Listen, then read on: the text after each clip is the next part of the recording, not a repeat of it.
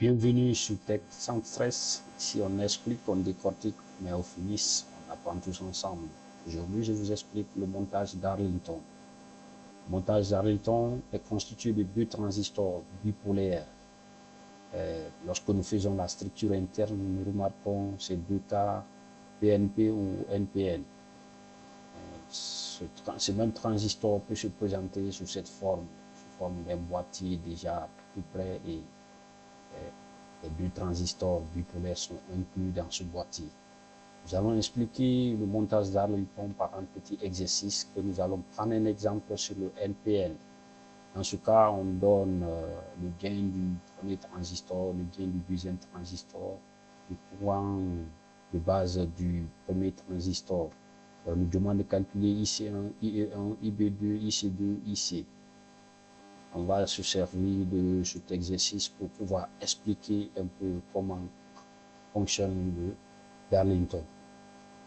IC1, comme la formule naturelle du transistor, le courant du collecteur, c'est le courant de base fois le gain. Le courant de l'émetteur, en appliquant la loi des nœuds, nous voyons le courant de l'émetteur, c'est le courant du collecteur plus le courant de la base. Et cette fois-ci, nous avons IB2 qui est égal à IE1. Regardons un peu sur le chemin. Nous voyons que l'émetteur du premier transistor est relié à la base du deuxième transistor. Donc le courant de l'émetteur du premier transistor est égal au courant de base du deuxième transistor, le Darlington. Le courant du collecteur est égal au courant du collecteur du deuxième transistor. Le courant de collecteur de tout le montage est égal au courant du collecteur du deuxième transistor. Et lorsque nous appliquons la loi des nœuds ici, nous avons le courant du collecteur IC égal à IC1 plus IC2. Mais nous avons remarqué ici que IC2 est doublement supérieur à IC1. Donc IC peut être naturellement égal à IC2. Et IB aussi, et tout le montage égal à IB1, c'est-à-dire le courant de base du premier transistor. Et IE, c'est aussi le courant de l'émetteur de tout le montage. Donc, le courant de l'émetteur de tout le montage, c'est le courant de l'émetteur du deuxième transistor. Le courant du collecteur de tout le montage, c'est le courant du collecteur du deuxième transistor. Le courant de base de tout le montage, c'est le courant de base du premier transistor. Des trucs qu'il faut beaucoup retenir sur le Darlington. Toujours, on peut obtenir aussi le courant de l'émetteur du deuxième transistor en appliquant la loi des nœuds. Nous avons un courant qui rentre, un deuxième courant qui rentre et un troisième courant qui sort. Donc on peut appliquer la loi des nœuds là-bas et on obtiendra ça. Et la particularité qui se distingue du transistor bipolaire simplement, c'est que le gain est multiplié. C'est-à-dire le gain du premier transistor est multiplié par le gain du deuxième transistor, ce qui forme le gain de tout le boîtier, tout le montage d'Arlington. Donc c'est un transistor avec un gain très élevé. Et nous voyons que le courant de l'émetteur du premier transistor, comme je l'ai dit, correspond au courant de base du deuxième transistor. Maintenant que nous avons expliqué à travers cet exercice comment fonctionne le Darlington dans sa structure interne, passons un peu à son avantage par rapport à un simple transistor bipolaire. Nous avons dit, comme la formule l'a démontré, que le gain est très élevé, entre 1000 à 10 000. Et à courant de collecteur égal, le montage d'Arlington permet d'élever la résistance d'entrée du montage par rapport à un transistor bipolaire. Et quels sont ses inconvénients? L'inconvénient, c'est le seuil de conduction VBE. Nous voyons pour un simple transistor, le seuil de conduction, nous avons vu que ça varie entre 0,6 à 0,7 volts. Ça dépend du matériau utilisé. Mais ici, lorsqu'il s'agit du Darlington, ce VBE est doublé. Par exemple, si c'est 0,7, on le multiplie par 2. Donc, il y a un seuil de conduction très élevé. la chute de tension est plus élevée qu'un transistor bipolaire. Naturellement, VCE est très élevé, parce que VCE égale, vous voyez, VCE égale à quoi? Égale à VBE2 plus VCE1. Donc c'est très élevé par rapport à un simple transistor bipolaire. Le temps de commutation est plus lent qu'un transistor simple. Pourquoi le temps de commutation est très long? Parce que VBE, qui est la tension de seuil, est très élevée. Donc il faut atteindre cette tension pour qu'il y ait commutation. Alors, pour un transistor simplement bipolaire, juste 0,7 déjà, on peut avoir la commutation. Donc c'est très lent, il faut atteindre d'abord la tension de seuil. Où utilise-t-on réellement ce montage d'Arlington? Pour la conception des amplificateurs de puissance avec un très grand gain. Pour avoir un très grand gain, il faut utiliser le montage d'Arlington. Parce qu'un transistor simple, bipolaire, c'est rare de voir un gain qui dépasse 1000. Et on l'utilise aussi dans les régulateurs de tension pour aussi la commutation des charges très lourdes. Il est utilisé là-bas comme un interrupteur électronique capable de supporter des tensions et des courants plus élevés que des circuits logiques standards.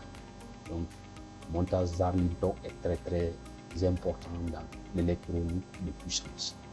Il est utilisé pour la commutation et pour l'amplification grande puissance. Merci pour votre temps que vous prenez pour nous suivre.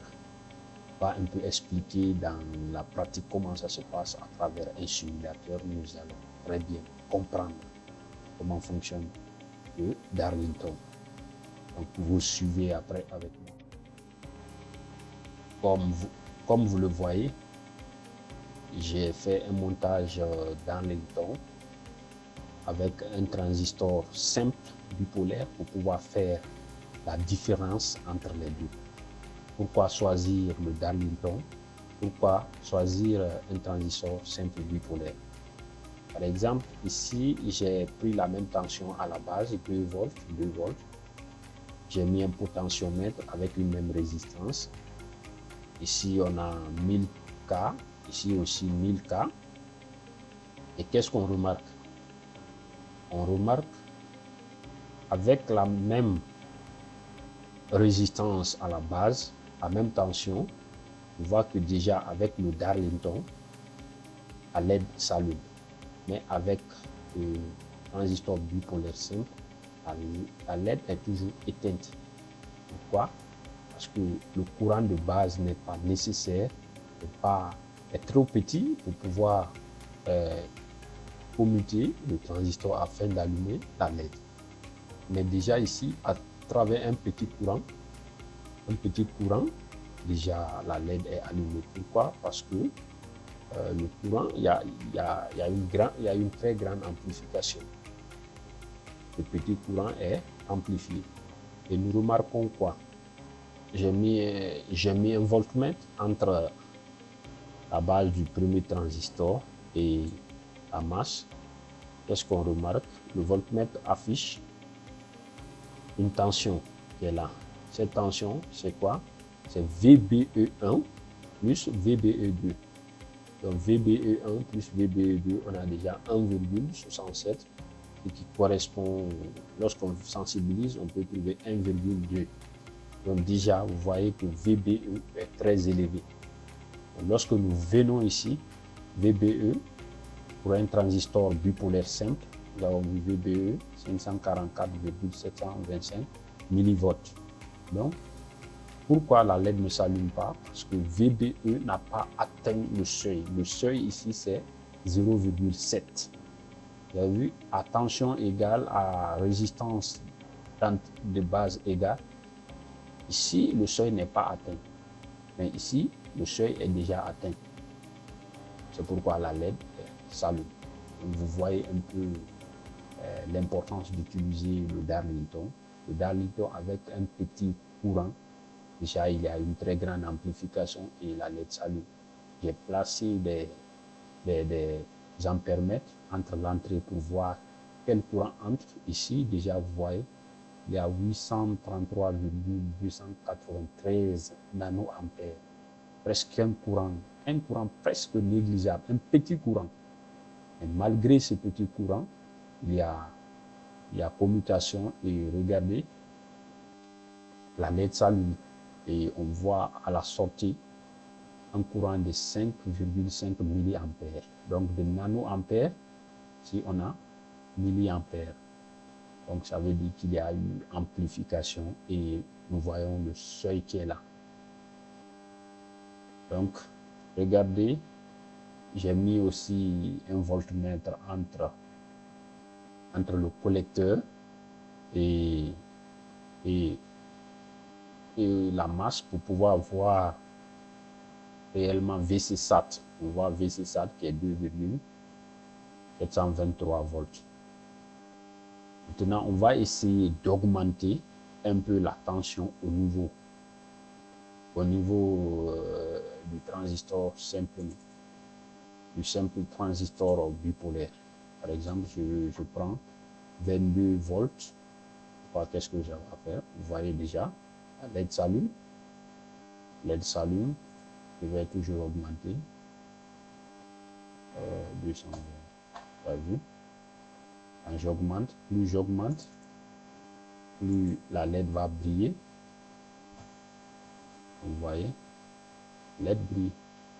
2,2 kV déjà, la LED brille. Jusqu'ici, on n'a pas besoin de toute cette tension pour que la LED puisse s'allumer. Donc, c'était un peu ça la différence entre un simple transistor bipolaire et un montage Darlington. Donc, le Darlington avec un petit courant nécessaire, déjà, la LED s'allume. Il a fallu augmenter pour que la LED puisse s'allumer. Ici, nous voyons VBE qui est là. Ici, nous voyons VBE qui est là, qui est la somme des deux. Merci.